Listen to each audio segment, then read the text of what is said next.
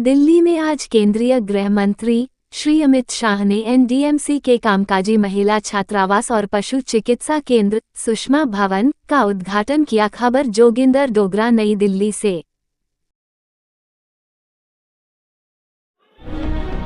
इस छोटे से परंतु बहुत महत्वपूर्ण कार्यक्रम में मेरे साथ मंच पर उपस्थित दिल्ली के एलजी श्रीमान विनय कुमार सक्सेना जी,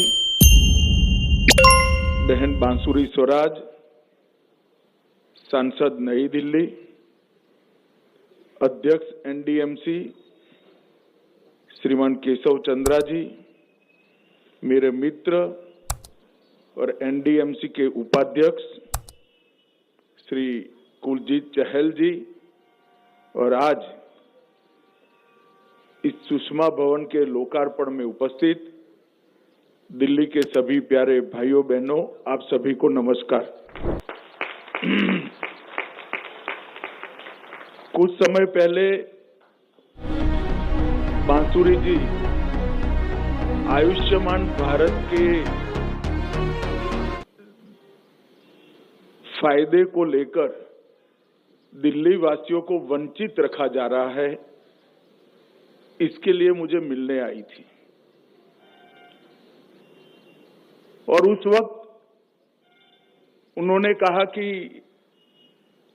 एक वर्किंग वुमन के लिए हॉस्टल इनके क्षेत्र में बनने जा रहा है और इसका नाम सुषमा भवन रखा जा रहा है।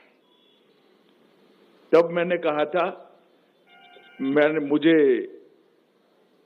हॉस्टल का साइज नहीं पूछना है, मगर सुषमा जी के नाम से अगर एक वर्किंग वुमेन का हॉस्टल बन रहा है तो मैं जरूर आऊंगा और आप मुझे आमंत्रित करिए। तो आज ये निमंत्रण मैंने मांग कर लिया हुआ निमंत्रण है कि इसका उद्घाटन मेरे हाथ से हो, ये मेरे लिए आनंद का विषय है, क्योंकि इस भवन में जो करीब 80 बहनें काम करेगी, उनके सुरक्षित रहने की सुविधा एक ऐसी नेत्री के नाम से जुड़ रही है जो भारत भर की महिला शक्ति को जागरूक, संगठित और संघर्षरत रहने की हमेशा के लिए प्रेरणा स्रोत रही। सुषमा जी हम सब भारतीय जनता पार्टी के कार्यकर्ताओं के लिए हमेशा पार्टी की एक बड़ी महान नेता के रूप में चिरस्मरणीय तो रहेगी, मगर भारत के संसदीय राजनीति के इतिहास में सुषमा जी एक ऐसी व्यक्ति है जो एनडीए 1, एनडीए 2 दोनों सरकारों में महत्वपूर्ण विभागों की मंत्री रही, परंतु सुषमा जी को विदेश मंत्री या स्वास्थ्य मंत्री के रूप में इतिहास नहीं जानेगा। सुषमा जी को इस देश का लोकतांत्रिक इतिहास एक संघर्ष करने वाली विपक्ष की नेत्री के रूप में हमेशा याद रखेगा। सुषमा जी ही थी जिन्होंने यूपीए 2 के 12 लाख करोड़ के घपले, घोटाले, भ्रष्टाचार को संसद भवन में तार तार कर एक्सपोज करने का काम किया। विपक्ष का नेता का पद कितना महत्वपूर्ण होता है लोकतंत्र में, इसके जब उदाहरण दिए जाएंगे तब सुषमा जी को जरूर याद करना पड़ेगा। और मैं तो चाहूंगा कि सारे विपक्ष के नेता इनके कामकाज का अध्ययन करें और अपने आप को उस रास्ते पर चलाने का काम करें। सुषमा जी ने इमरजेंसी के बाद से ही भारतीय जनता पार्टी के साथ काम करना शुरू किया। पूरे देश भर में महिला सशक्तिकरण के लिए एक आहलेख जगाई। भारतीय जनता पार्टी के सिद्धांतों, भारतीय जनता पार्टी की नीतियों को लोकप्रिय करने में उनकी एक बड़ी भूमिका रही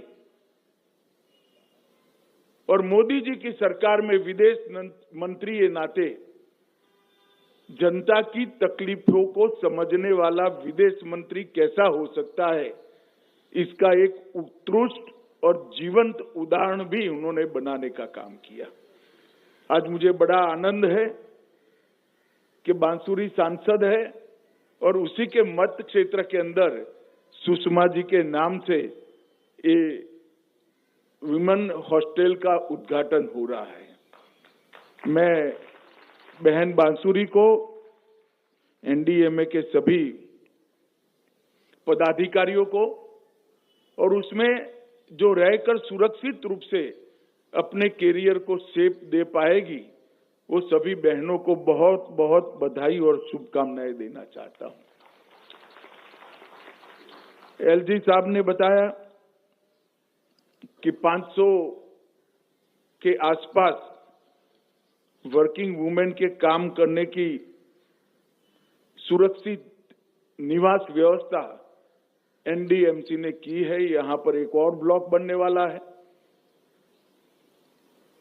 ये प्रधानमंत्री नरेंद्र मोदी जी के अर्बन डेवलपमेंट के कंसेप्ट को उजागर करने वाला एक कदम है। सबके लिए सुरक्षा, सबके लिए सम्मान, उनके सम्मान की सुरक्षा और सबको समान अवसर उपलब्ध कराना, इसके लिए इस प्रकार के भवनों का बहुत जरूरियात है। तब इसका यहां लोकार्पण हो रहा है, इसका मुझे बहुत बहुत आनंद है। एनडीएमसी दिल्ली के क्षेत्र में ढेर सारे काम हुए हैं। मैं इसको बहुत लंबे सूची को बताना नहीं चाहता, आप सब जानते ही। परंतु आज जब मैं यहां आया हूं तब एक बात निश्चित रूप से कहना चाहता हूं कि 2014 में प्रधानमंत्री जी का पद संभालने के बाद नरेंद्र मोदी जी ने इस देश के शहरी विकास को नीतिगत आधार देने का काम किया। ऐसा नहीं है कि मोदी जी के आने के पहले शहरी विकास पर कोई ध्यान नहीं दिया गया। सब सरकारों ने अपने अपनी समझ से अच्छा काम किया था, परंतु जरूरत थी अर्बन डेवलपमेंट को एक नीतिगत ढांचा देने की, नीतिगत आधार देने की। वो आधार देने का काम हमारे प्रधानमंत्री नरेंद्र मोदी जी ने किया।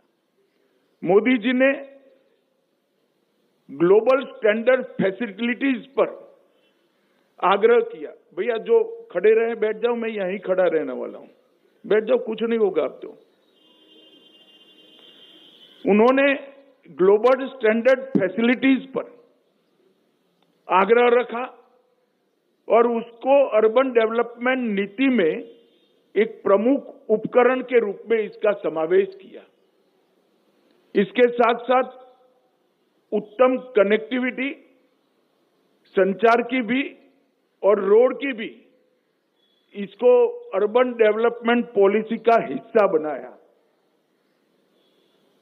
और शहरों के आसपास सटे हुए गांव जो धीरे धीरे शहर बनने की प्रक्रिया में है, उनका किसी भी नीति में कहीं समावेश नहीं था, उसको भी अर्बन डेवलपमेंट पॉलिसी में समावेश करने का काम किया।